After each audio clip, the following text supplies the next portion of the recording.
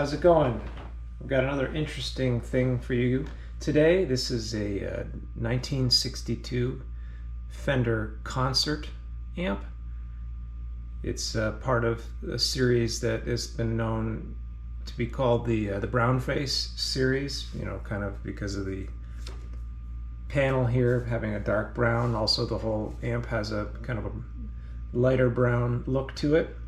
Has that different style logo here. And this one's seen some action, so the back panel's not as impressive as it could be. It had some holes drilled in it. But this has the CTS style speakers in it. They're period correct. I don't know if they're necessarily the exact speakers that this amplifier came with. The controls are as follows. You have a normal channel here over on the left. I don't tend to use that as much as I use the one that has this vibrato circuit in it. The vibrato circuit just seems to have a fatter sounding, you know, preamp in it, even if I'm not using that. But let's take a listen anyway. Let's see what the normal channel sounds like. So I'm going to go to the input 1. You have volume, treble, and bass. On the vibrato channel, we have volume, treble, bass, and then there's a speed and intensity for the vibrato. And it's more of a pitch shifting sounding vibrato. I mean, the vibratos in these Brownface amps, those vibrato circuits in these Brownface amps are tremendous. It almost has like a univibe quality to it, which I'll cover in a bit. And then there's a master presence control, which is kind of a nice option. I do miss having a mid-range control on these amps, but you know, if you put a box, some sort of a, you know, overdrive pedal or something like that in the front, it'll make up for that. So let's take a listen to this this normal channel. Right now I'm using the same guitar that I used on the first audio track. This is the Tom Anderson Bulldog, all stock. And then I'm going to start out here with the treble, you know, bridge pickup. Just going to bring the volume up to about 2. And this is the amp with no, you know, both of the controls off. Neck pickup. Listen to this treble. That's at midnight, and this is max. Off.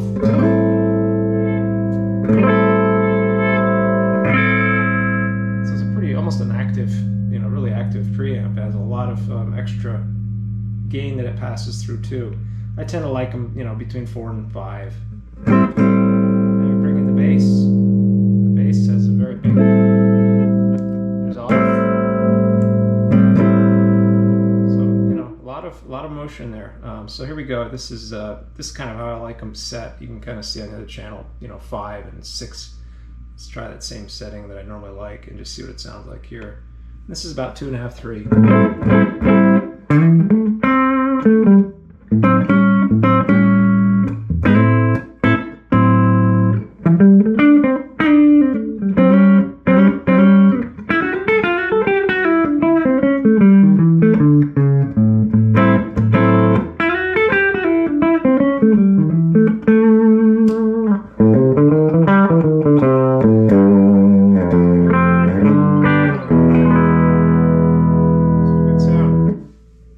Turn all those controls off, and I'm going to switch over to the vibrato channel.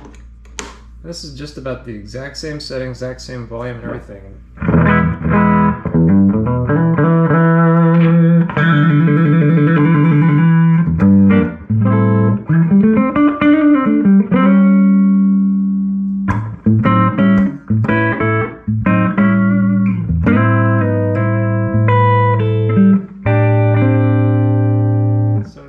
Difference. I don't know exactly what's going on inside that would add that much of a low end response, but I definitely prefer it. This is kind of the way I've felt with some of the Blackface amps, the Super Reverb, Princeton Reverbs, Twins.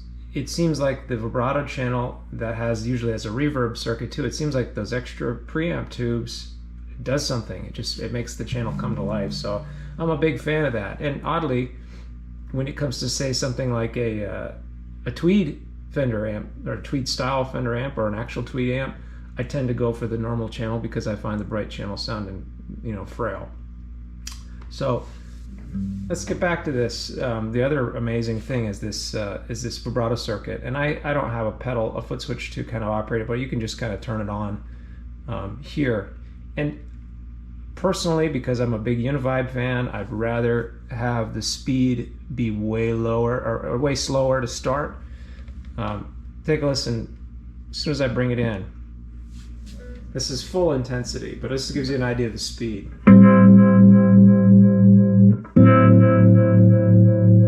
Almost like a Univibe.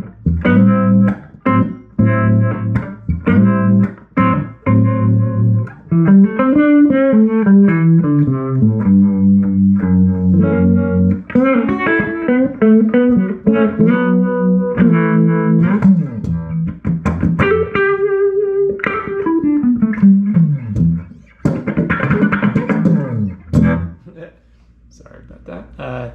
Okay, so intensity, I'll bring it back maybe to say 5. And here's the speed.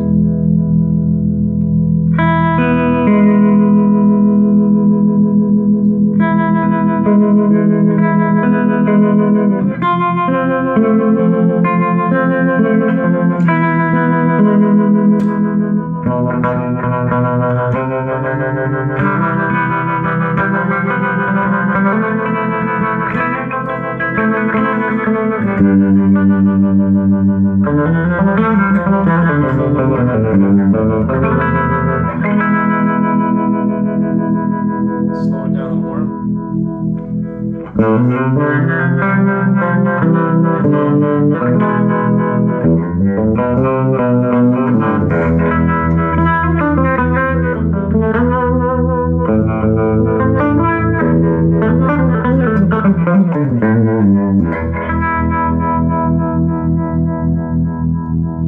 Very cool vibrato effect. Again, I'm a huge fan.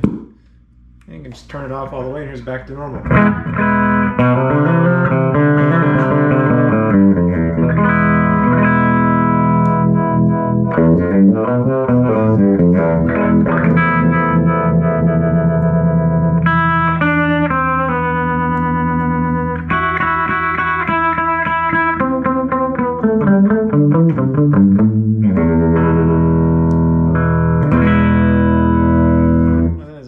Presence control. You can take a listen to that. Here's the bass clean. Is off. Max.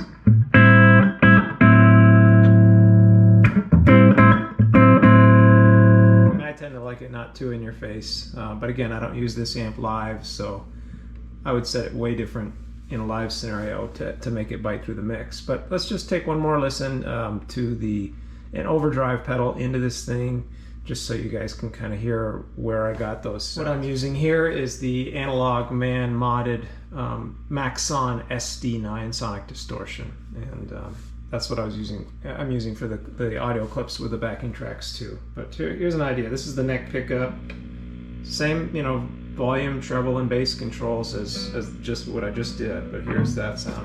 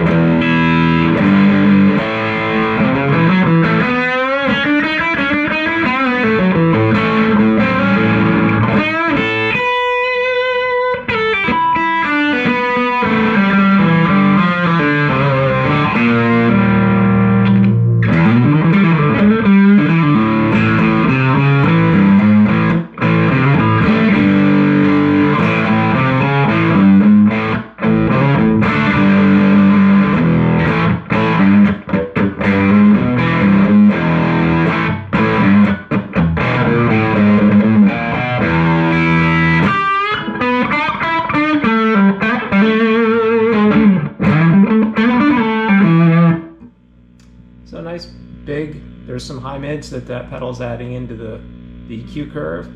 Let's try a little bit of that vibrato with the overdrive distortion.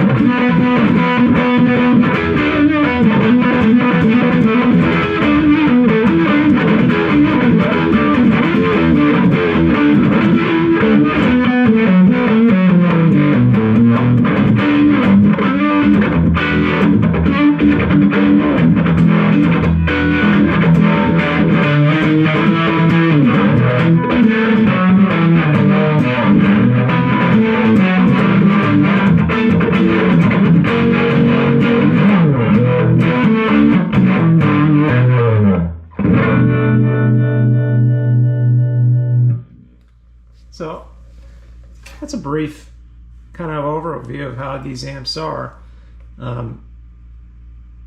Very cool 4x10 Fender amp, you know, from the early 60s. It really is a neat way to get from, say, a Tweed Bassman to a Super Reverb. You have kind of this amp in between, in my opinion. Check any of the Brownface amps out. Unfortunately, like any of these older amps, you kind of have to buy ones that are basket cases to get any kind of a good deal. Like I said, this one here is fairly complete. I can't say that the speakers are all original, but they are definitely, you know, from the right time frame. I'll show you around the amp a little bit. You know, it's seen some of the classics, things you'd see through the years of being in a bar. Who knows what the heck makes a burn mark like that, but looks like there's another one here too. The front panel's been gouged all over the place.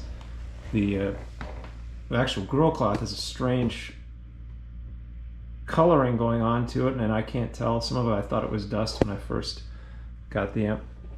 But overall it's in decent shape. I'm happy that I took it on. I mean, it did have a few extra holes drilled in the back that I had to have, you know, filled in with some plugs by Dan Lurie over at FYD Amps. Lots of people, you know, obviously are redoing a lot of these types of amps and the circuits, so you can find new alternatives that might share a similar circuit.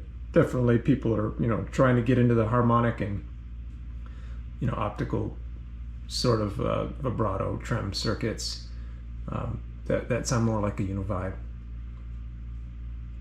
Right on, check it out.